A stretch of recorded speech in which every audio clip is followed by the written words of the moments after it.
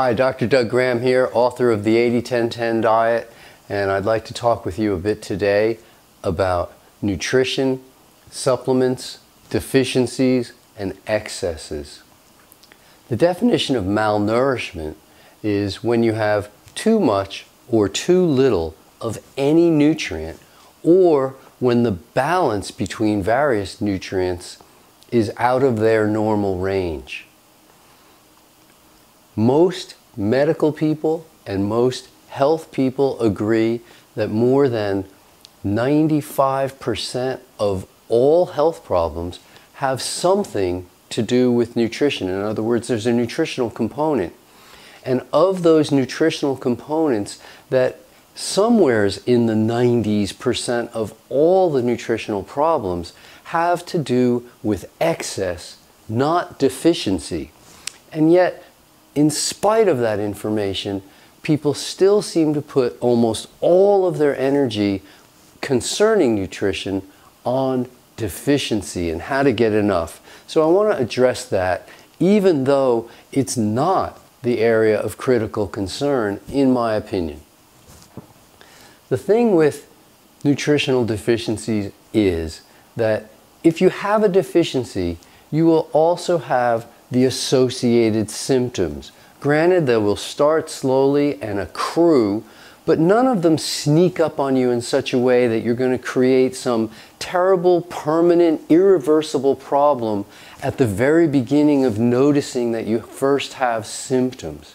It takes time for irreversible problems to accrue, often years for such damage to accrue. So if you spot something going on in weeks or months and do something about it, you're not in an area of high risk. So what goes on with nutritional deficiencies is that, for instance, if you have a deficiency of something, it doesn't really matter what, you can go online, read the list of deficiencies, and see if your symptoms match up with those deficiencies. If you get to a point where you go, wow, I really think I have a deficiency of X, well, you have two options, the expensive option and the inexpensive option.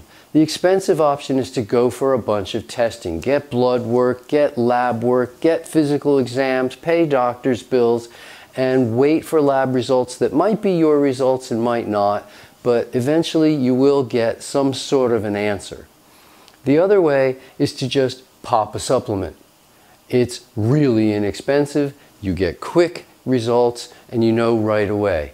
If you think perhaps you're deficient in iron, you take a few iron tablets. If you feel marvelously better, well, that's very telling. You think you're low in B12, you take some B12, you feel marvelously better, that's very telling. If you feel no reaction whatsoever, nothing happens, you take B12 morning, noon, and night every day for a week and nothing happens, you have all the same symptoms you always had. Well, that too gives you a ton of information, and it might have cost you $5 instead of $500 for the testing. I'll give you an example that might sound extreme, but really it's the exact same thing on another avenue. Some people these days, some women these days, are having their breasts removed at an early age for fear that someday they might get cancer in their breasts. Well, to me this seems like radical behavior. To me, supplementing before you even know you have a deficiency seems like the same radical behavior. Granted, it's on a different scale. But I'm not going to worry about a problem that hasn't yet occurred and then do the treatment before I even have a problem. But if you want to know if perhaps you are deficient, to me, it's a lot easier to just take the supplement than it ever would be to go through all that blood work. This is Dr. Doug Graham thanking you for another session on health and looking forward to bringing you many more such segments.